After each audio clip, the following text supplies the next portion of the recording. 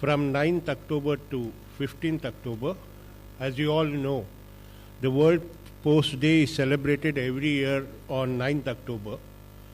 The Department of Post today will launch an important scheme called Sampurna Bima Gram Yojana, and also an important initiative for expansion of clientele base of postal life insurance.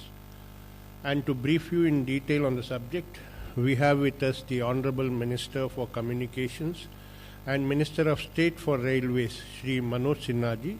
I extend a warm welcome to you, sir. My warm welcome to Secretary Post, Shri A.N. Nanda, Director General Post, Ms. Meera Handa, Member Postal Life Insurance, Shri Vasu Mitra, Chief General Manager Postal Life Insurance, Shri V. Pati. Friends, first the Secretary will make some introductory remarks. Then the Honorable Minister will launch the two schemes, followed by two short films on PLI and RPLI. Then the Honorable Minister will give his opening remarks. Then we'll take some questions. As usual, friends, please follow the points of order and kindly keep your mobiles on a switch off or silent mode. Now I request the Secretary to make his introductory remarks.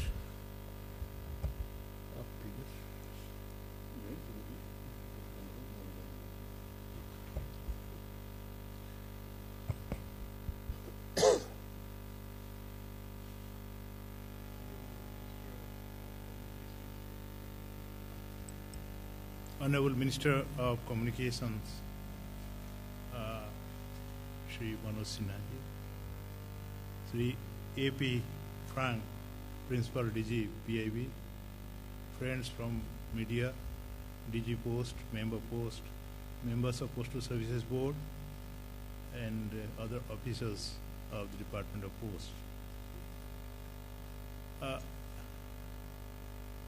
Everybody knows, some people who do not know will be requesting media to make it known to people that postal life insurance is the oldest life insurance in India. It started how to compensate the families of Harkaras who used to move across the mountains, inside the forest, crossing the rivers, doing everything impossible possible to deliver letters, and the then government wanted to compensate the family members of those who die in harness. From there, we have come a long way. The Department of Post, in addition to ensuring the lives of the postmen, started extending these facilities one by one to government services, the servants, to the employees of public sector undertaking, to different autonomous bodies, and there are so many. We have one by one started including them, and thereafter, in the year 1995, when there was move to expand, liberalize the insurance sector so as to reach the rural area, it was the turn of Department of Post when something is to reach the last mile. I mean, we are the preferred choice of government, and that is how we took upon ourselves the responsibility of reaching rural destinations, and our rural life insurance started therefrom, and now we have around 2 lakh some insurance policies, and 2 lakh crore, so thank you, and we are doing well. If it's to be seen in terms of return on the investment, we are doing well. Reach, we are doing well. The only thing for which we are trying to broad base, so that more and more clientele we have, people we include in our insurance coverage. And then one thing we are trying our best to integrate with the insurance sector. In the sense we are doing it as sovereign. The Government of India, Postal Department, as you know, is in the Government of India. And इसमें क्या कि हम लोग जो करते हैं ये sovereign function को के मद्देनज़र यही सब करते हैं, लेकिन इस दरमियान लिबरलाइज हो गया और IRDA है, उनके जो रेगुलेशंस है उसके तहत ये होता है, रेगुलेट होता है। और जितना प्राइवेट प्लेयर्स वो आ गए हैं और हमें कैसा इन्वेस्ट करना है, कि किस तरह का पॉलिसी बनाना है, ये सब के ऊपर दिशा निर्देश भी मिले हैं। तो ग्रेजुअली हम लोग को उस तरफ ढलना है ताकि ये लेवल प्लेइंग फील्ड में हम लोग खुद जमकर पार्टिसिपेट करेंगे। मैं आज PLI डे पर सब लोगों को बधाई देता हूँ और ये हम लोग का प्रण है कि आगे चल के हम लोग रूरल लाइफ इंश्योरेंस और लाइफ इंश्योरेंस को, पोस्टल लाइफ इंश्योरेंस को खूब मजबूत करेंगे और ज़्यादा पहुंच होगी। And thank you everybody. जय हिंद।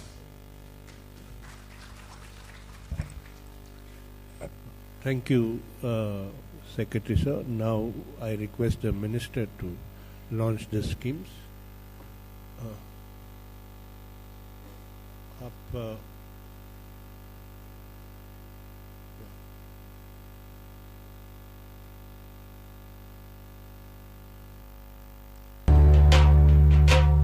ग्रामीण डाक जीवन बीमा लेकर मैंने अपने गांव को बनाया है संपूर्ण डाक जीवन बीमा ग्राम। अब हमारा गांव भी है संपूर्ण डाक जीवन बीमा ग्राम। अब हमारा परिवार RPLI से पॉलिसी लेकर सुरक्षित है और हमारा गांव है संपूर्ण डाक जीवन बीमा ग्राम।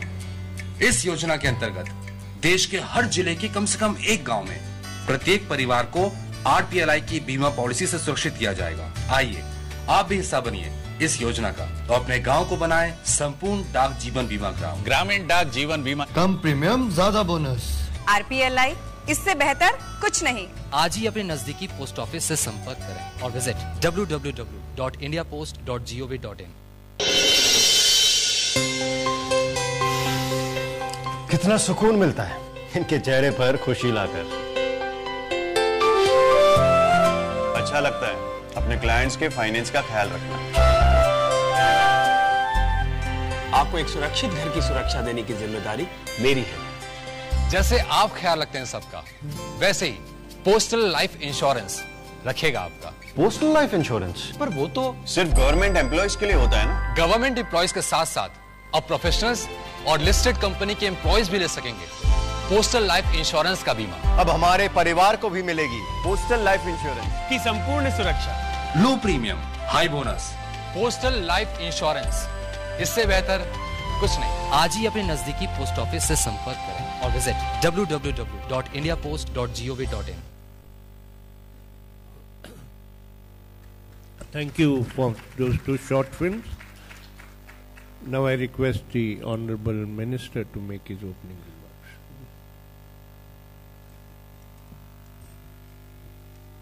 मित्रों, अभी सचिव डाक ने आपको बताया है कि पोस्टल लाइफ इंश्योरेंस देश की अत्यंत पुरानी बीमा योजना है जो 1884 में शुरू हुई थी।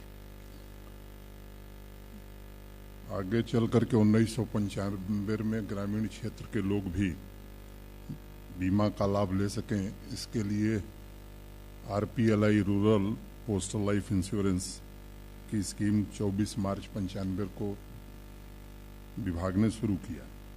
अभी जो फिल्म आपने देखी है तो वो केवल नारा नहीं है कि कम प्रीमियम और ज़्यादा बोनस, बल्कि ये वास्तविकता है कि आज भी आर्थिक उदारीकरण के बाद, खासतौर से जब ये रेगुलेटर का निर्माण हुआ, तो जिस तरह की प्रतिद्वंदिता बीमा के क्षेत्र में आई है उसमें मैं कह सकता हूं कि सबसे कम प्रीमियम पोस्टल डिपार्टमेंट का है और सबसे ज़्यादा बोनस भी पोस्टल के लोग देते हैं। सामान्यतया अभी तक जो स्थिति थी पीएलआई की, वो सरकारी और अर्ध सरकारी क्षेत्रों के लोगों तक ही सीमित थी। अब उसे हमने व्यापक रूप से थोड़ा और उसका विस्तार दिया है और professionals, engineers, doctors, chartered accountants या ऐसे लोग, ऐसी कंपनी जिनका रजिस्ट्रेशन नेशनल स्टॉक एक्सचेंज में है, इनमें काम करने वाले लोग भी अब इस योजना का लाभ उठा सकेंगे। सामान्यतया जो न्यूनतम बीमा की राशि है इसमें वो 20,000 रुपये है और अधिकतम 50 लाख रुपए है।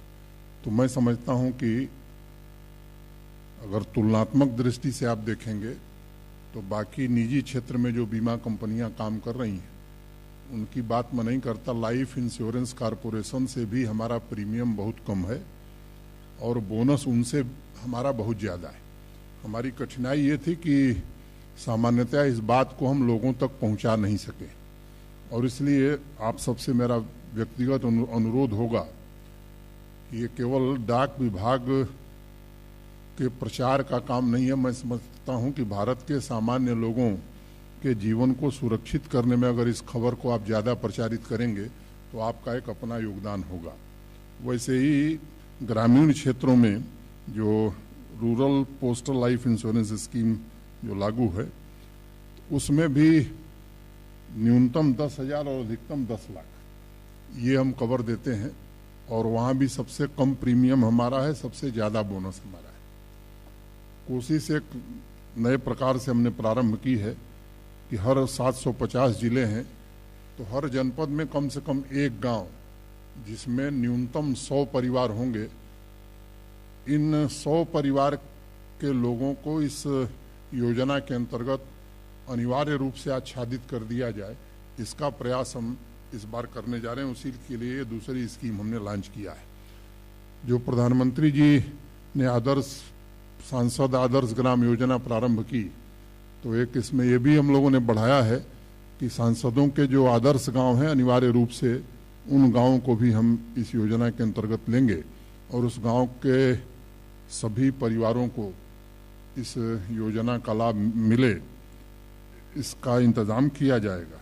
मोटे तौर पर 31 मार्च 2017 तक लगभग 46.8 लाख पीएलआई और 146.8 लाख आरपीएलआई की पॉलिसी हमने किया है।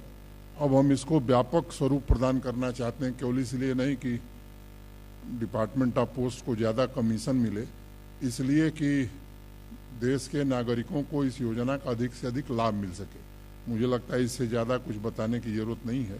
कंपैरेटिव चार्ट एक आगे हम लोग आपको उपलब्ध करा देंगे जिससे आपको पता लग सकेगा कि लाइफ इंश्योरेंस और निजी क्षेत्र में काम करने वाली बीमा कंपनियों और पीएलआई और आरपीएलआई के प्रीमियम में और बोनस में कितना अंतर है, ये आप समझ सकेंगे।